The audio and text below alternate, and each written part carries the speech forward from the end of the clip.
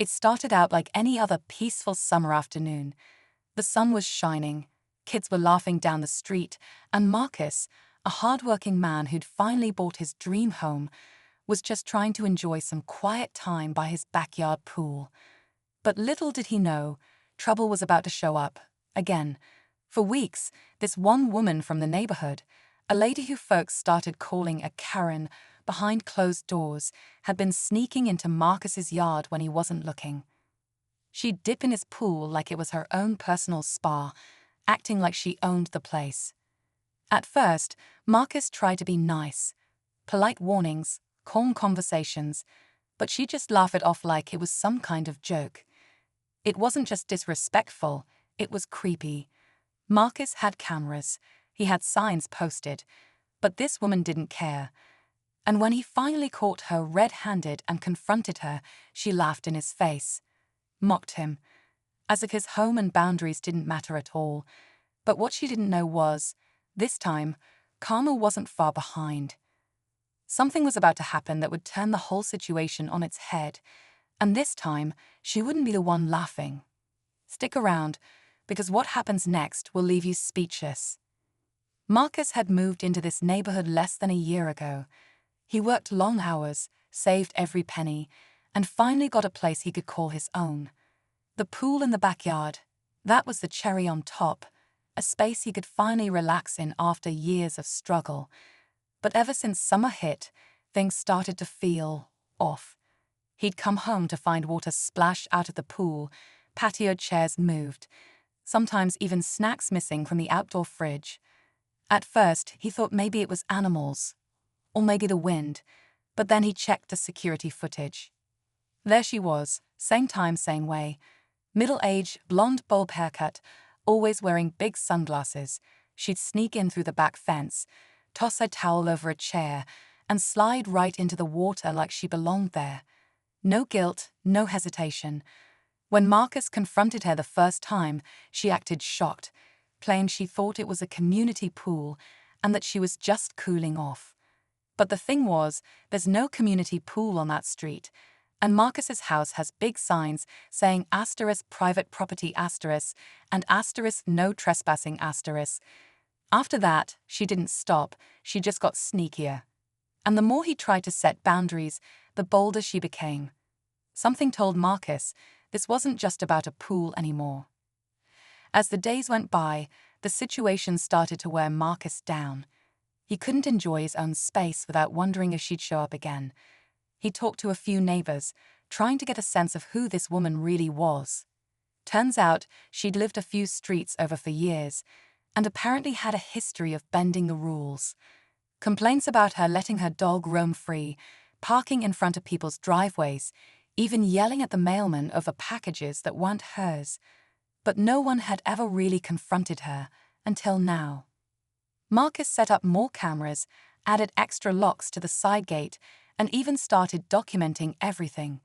He wasn't just protecting his home anymore, he was standing up for his right to be respected. But every time she got caught on camera, she'd find a new excuse. "It's just water," she'd say. "Don't be so uptight." The entitlement was wild, and the worst part, some people tried to play it down, telling Marcus not to make waves or let it go. But why should he? Then one night, something different happened. The motion light tripped around 2 a.m. Marcus checked the feed and saw more than just her.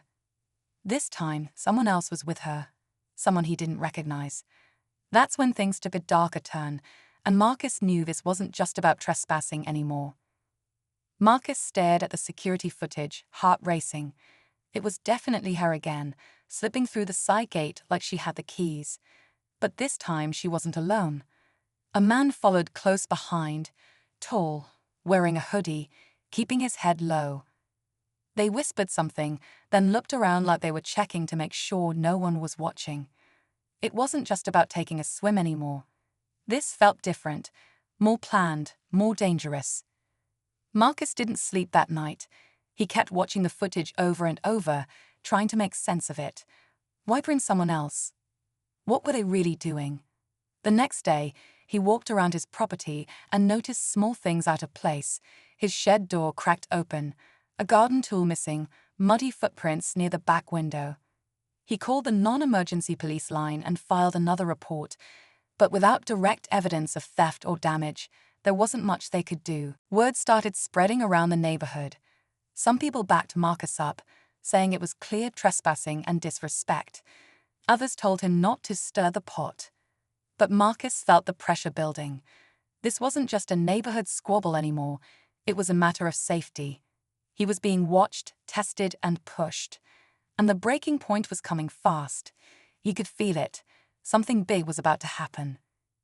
Just when Marcus thought things couldn't get any stranger, he got a knock on his door early one morning.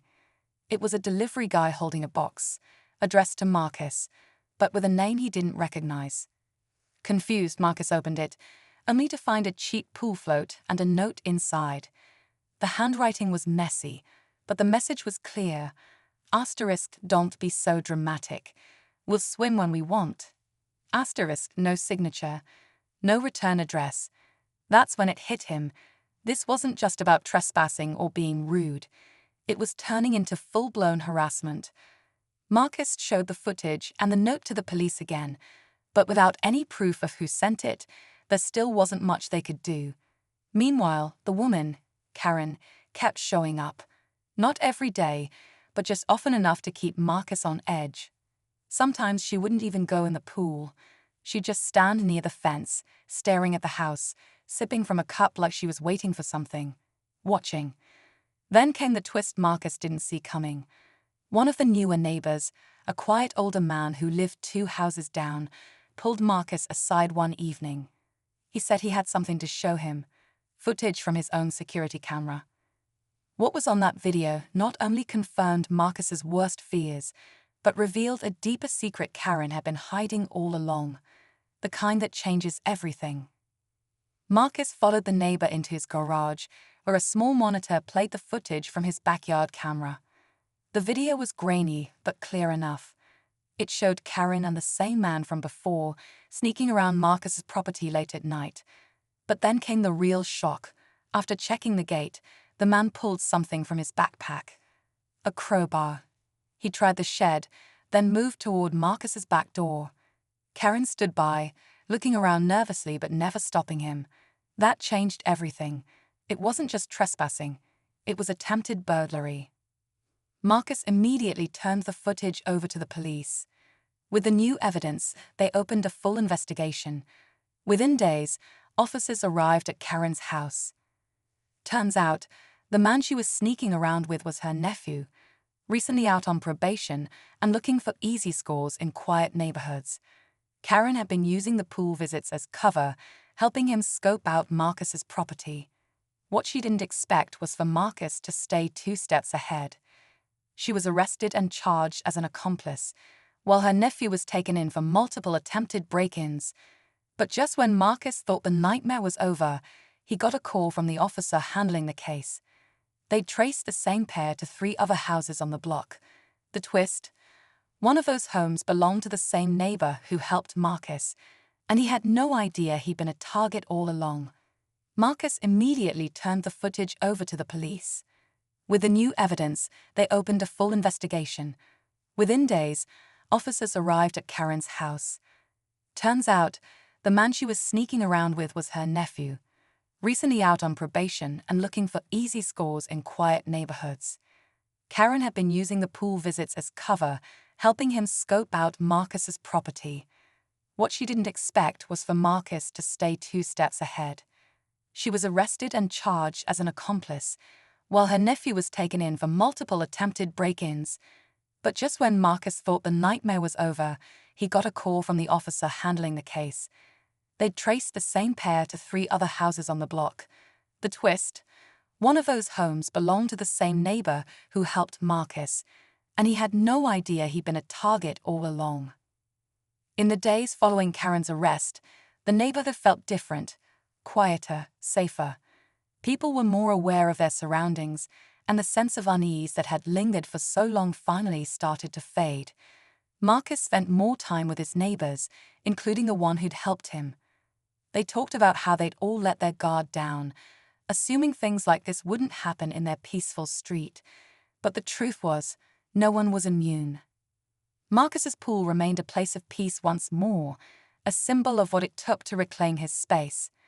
As for Karen, she faced charges for her involvement in the break-in attempts, and her nephew was sent back to prison for violating probation. But the most surprising thing was how the whole experience had changed Marcus. He'd gone from being a quiet homeowner, trying to enjoy his slice of normal life, to someone who now understood the importance of standing up for himself and for the community.